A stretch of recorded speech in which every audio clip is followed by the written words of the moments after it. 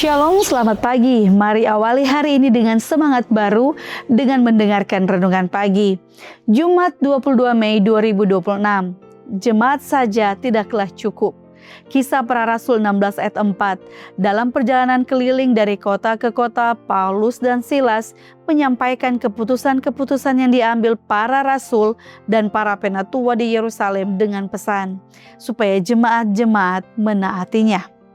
Gereja Kristen mula-mula menemukan bahwa ada beberapa masalah yang berada di luar wewenang jemaat setempat, sehingga diperlukan keputusan dari badan koordinasi yang lebih besar.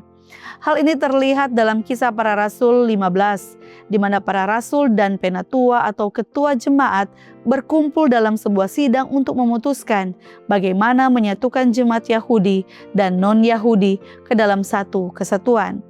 Majelis ini kemudian membentuk suatu badan yang dapat mengurus berbagai jemaat.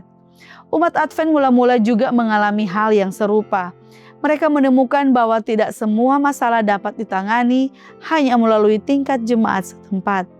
Jika pada paruh pertama tahun 1850-an, para penganut Sabat lebih fokus pada pendirian bangunan dan kantor di tingkat jemaat lokal, maka pada paruh kedua mereka mulai memusatkan perhatian pada apa artinya bagi jemaat-jemaat untuk bersatu bersama.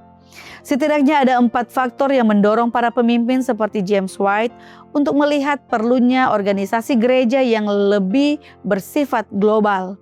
Faktor pertama berkaitan dengan kepemilikan properti secara sah, terutama percetakan dan gedung-gedung gereja. James White tidak ingin menanggung tanggung jawab kepemilikan properti percetakan atas namanya sendiri. Faktor kedua yang mendorong pemikirannya adalah soal pembayaran pendeta. Situasi ini cukup rumit karena pada masa itu para pendeta penganut Sabat tidak melayani satu jemaat tertentu, melainkan berpindah-pindah sebagai penginjil keliling. Dukungan finansial bagi para pendeta menjadi rumit karena umat Advent belum memiliki sistem persepuluhan atau cara lain untuk mengumpulkan dana gaji mereka. Faktor ketiga adalah soal penugasan pendeta. Pada tahun 1859, James White menulis bahwa meskipun komunitas seperti Battle Creek seringkali memiliki beberapa pendeta, ada jemaat-jemaat lain yang tetap miskin, bahkan tidak mendengar khotbah atau kunjungan pendeta selama 3 bulan.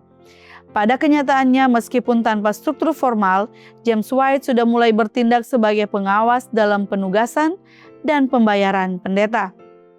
Namun, sistem seperti itu membuatnya rentan terhadap kritik mengenai salah urus dan penyalahgunaan dana.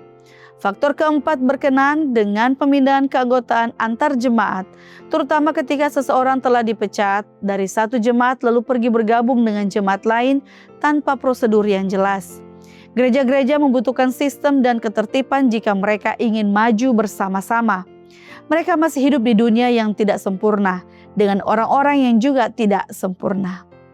Tuhan, bimbing kami untuk memahami bahwa keteraturan bukanlah penghalang bagi pekerjaanmu, melainkan sarana untuk melaksanakannya dengan lebih baik.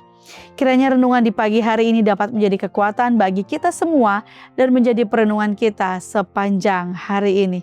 Amin. Mari kita berdoa. Terima kasih Tuhan untuk penyertaan-Mu kepada kami supaya malam dalam istirahat Engkau telah menjaga melindungi kami sehingga pagi ini kami boleh bangun dengan tidak kurang satu apapun juga. Kami akan memulaikan rangkaian aktivitas pekerjaan kami di hari ini. Biarlah penyertaan Tuhan boleh menjadi bagian dari masing-masing kami. Orang tua, saudara kami di mana saja mereka berada. Ini doa kami Bapa, ampuni dosa kami dalam nama Tuhan Yesus Kristus. Kami sudah berdoa dan mengucap syukur selalu. Haleluya. Amin. Demikianlah renungan pagi hari ini. Silakan share video ini dan subscribe YouTube channel Cornelius Media dan follow kami di Instagram dan Facebook @corneliusmedia. Tuhan berkati kita semua dan sampai jumpa esok hari.